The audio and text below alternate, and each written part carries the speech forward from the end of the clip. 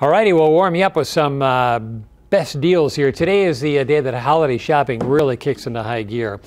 Consumer Electronics Association says the average consumer will spend more than $1,600 overall this season, with $252 of it on electronics.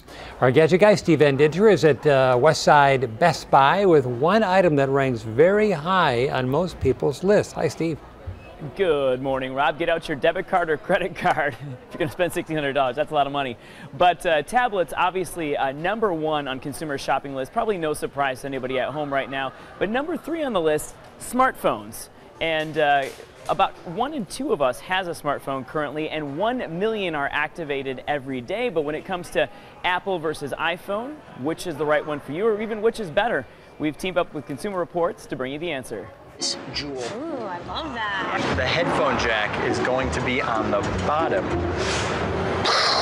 In this TV commercial, Samsung is making fun of Apple fans, claiming that Android phones have had better features and capabilities than the iPhone 5 for ages. This year, we're finally getting everything that we didn't get last year. Back in the labs, Consumer Reports puts all the phones through their paces, assessing each one's features and options. First, display. Everyone wants a big screen to watch movies, play games, and use apps. And while the iPhone 5's 4-inch screen is Apple's biggest yet, it can't compare with the screens on many Android phones. Voice control is another area of competition. Here, Android capabilities are quite good, though they're no match for Siri, who can understand and execute more complex commands.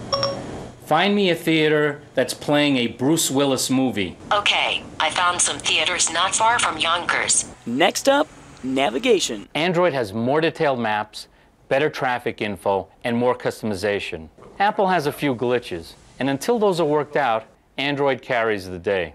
With everyone using their phone to take pictures, how do the cameras affect your Apple or Android choice? While both the iPhone and some Android phones have the ability to take panoramic stills, Consumer Reports finds when it comes to photo and video quality, the iPhone 5 outperforms its Android competition. Let me check some restaurants online. So what if you want to talk on the phone and connect to the internet over the cellular network at the same time? All 4G Android phones can do that, but not the iPhone 5 on Verizon or Sprint. So while the iPhone 5 gets many things right, so do a lot of the top-rated Android phones, making them definitely worth consideration.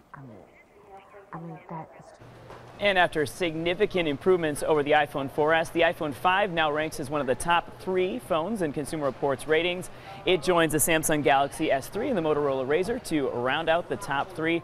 And Rob, you know we've been out here since 4 o'clock this morning, taking up all the space in the Best Buy store. I think the least we could do is tidy up a little bit before we go home. So I'm going to go ahead and do a little vacuuming as you finish up the rest of the show.